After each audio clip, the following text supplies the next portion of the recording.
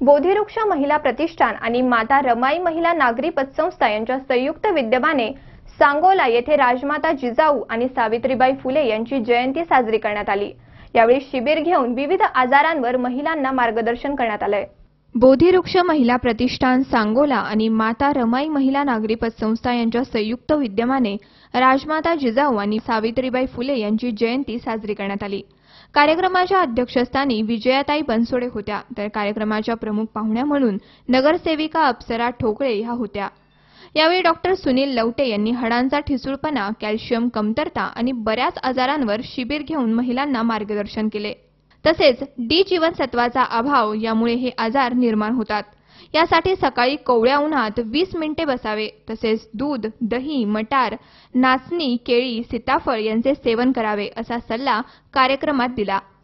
बोधिवृक्ष महिला प्रतिष्ठानच्या अध्यक्षा विजयाताई बनसोडे म्हणाल्या की राजमाता जिजाऊ आणि सावित्रीबाई फुले यांच्या जयंतीनिमित्त महिलांना त्यांच्या प्रेरणास्थळाला भेट देण्यासाठी सहलीचे आयोजन करण्यात आले आहे।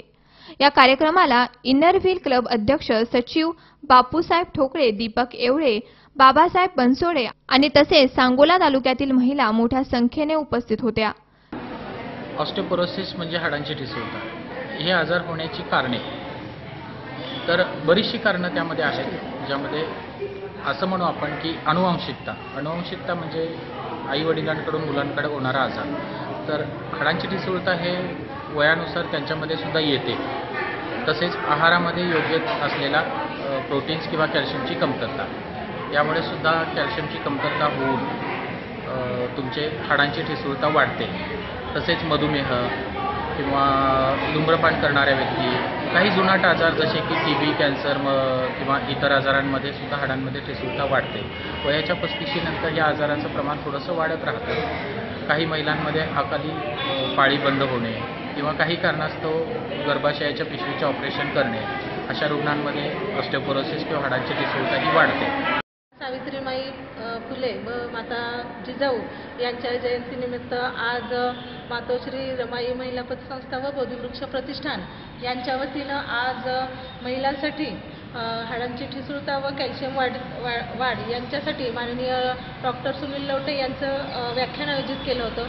बोधिवृक्ष प्रतिष्ठान हे नेहमीच महिलांच्या उन्नतीसाठी त्यांना यशस्वी करण्यासाठी प्रयत्नशील असते।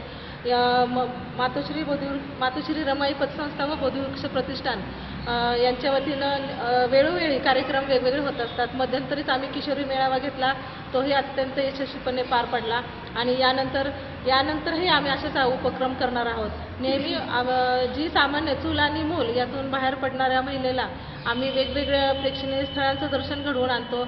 आम्ही साधारण नागपूर, कोकण, गोवा बरेचसे आम्ही अशा ठिकाणं महिलांना आम्ही घेऊन गेलेलो आहोत आणि महिलांना हा एक थोडासा आनंद देण्याचा प्रयत्न आमचं बोधिवृक्ष प्रतिष्ठान करत आहे आणि नेहमीच करत राहणार आहे। अशी तुकाराम गोडसे, सी 24 तास, सोलापूर।